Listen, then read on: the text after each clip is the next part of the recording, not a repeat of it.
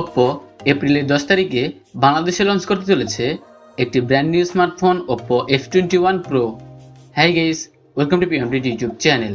আজকে আমি কথা বলবো Oppo F21 Pro এই ফোনটিকে নিয়ে। এই ফোনটিতে থাকছে কোয়ালকম স্ন্যাপড্রাগনের প্রসেসর, এছাড়াও থাকছে 64 মেগাপিক্সেল ট্রিপল ক্যামেরা সেটআপ।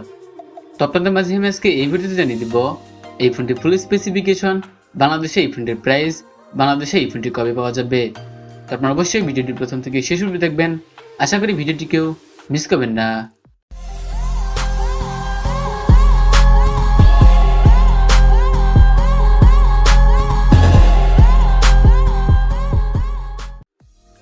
প্রথমে আমি কথা বলবো এই ফোনটি বিল্ড কোয়ালিটি নিয়ে। ফোনটি প্লাস্টিক বিল্ডের তৈরি, আর ফোনের পেছনেও থাকছে প্লাস্টিক, কিন্তু প্লাস্টিক হলেও লেদার ব্যাকপার্ট মনে হবে, যার কারণে ফোনটি দেখতে অনেক সুন্দর এবং প্রিমিয়াম হবে।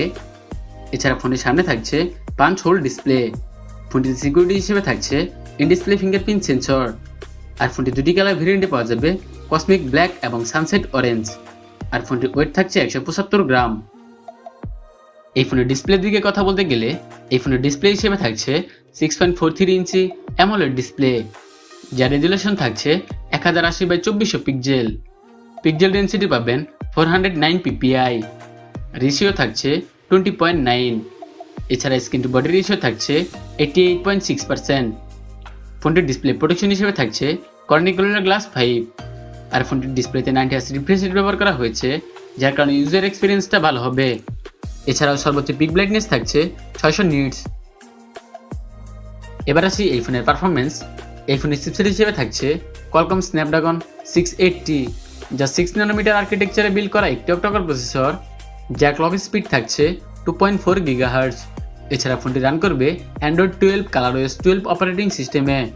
ফোনটিতে জিপিইউ হিসেবে থাকছে Adreno 610। আর ফোনটি একটি র্যাম ভেরিয়েন্টে লঞ্চ করা হবে 8GB 128GB। এছাড়া মাইক্রো এসডি কার্ডের মাধ্যমে স্টোরেজও বাড়ানো যাবে।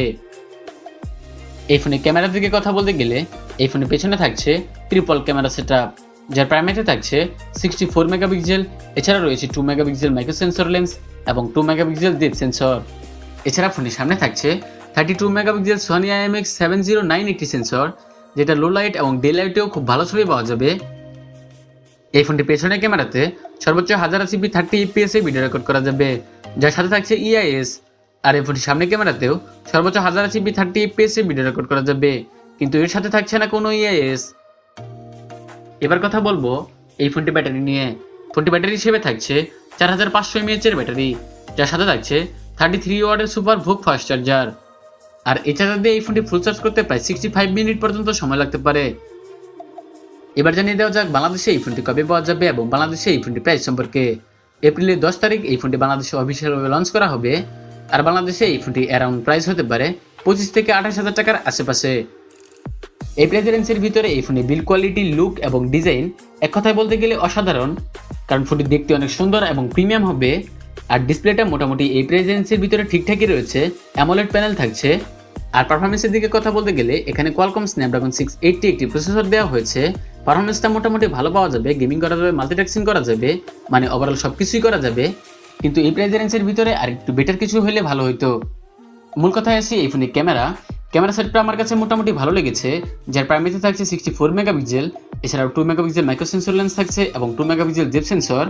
এই ফোনে মাইক্রো লেন্স দিয়ে প্রায় 30x পর্যন্ত জুম করতে পারবেন, এটা একটা ভালো বিষয়। আর ফোনের সামনে থাকছে 32 মেগাপিক্সেল Sony IMX7009 একটি সেন্সর, যেটা খুব ভালো মানের ছবি ক্যাপচার করবে। আর এই ফোনটি ব্যাক সাইডের ক্যামেরার বাম্পে একটি অসাধারণ ফিচার দেওয়া হয়েছে, অরবিট লাইট, যেটা এই ফোনে কোনো নোটিফিকেশন, মেসেজ এবং কল আসলে অটোমেটিকলি জ্বলে উঠবে। এটা একটা ভালো বিষয়, আনকমন ফিচার্স।